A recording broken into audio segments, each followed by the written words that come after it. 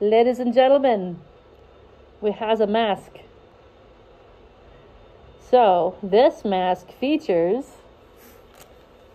well, we've got the, here, John, why don't you do the demo so that way I don't have to. All right, so what we have here is, first of all, a strap, clear PETG, which allows these unaltered strings from the surgical mask to snag and pull it this way. Underneath, look up at the ceiling, we have a standard surgical mask, which is double-sided taped to here. A little bit of double-sided tape to tack this in.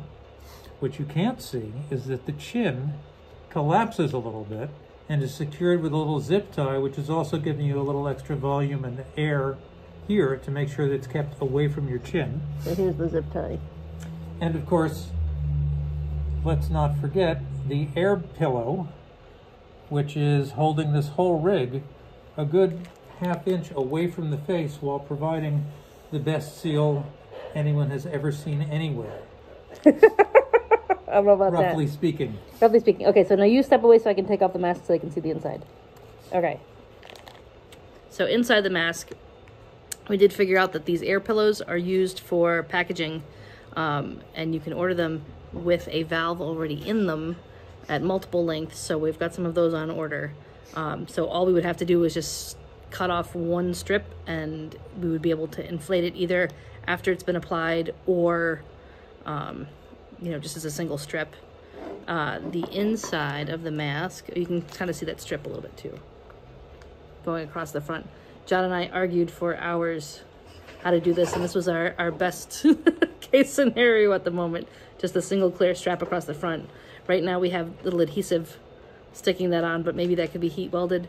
And we're picking these two spots here so that way it's not obstructing the face of the front and it's not getting in the way of the tape adhesive that goes around the airbag. So the airbag is applied on the outside, or with a strip of tape right now around the outside edge.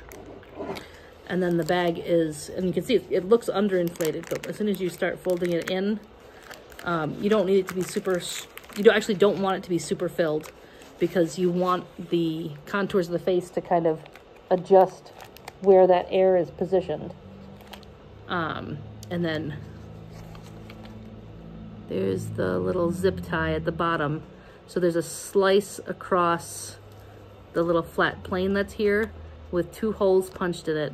And the zip tie would allow the wearer to customize the fit to make it a little bit narrower, or, you know, at its widest for those of us with big heads.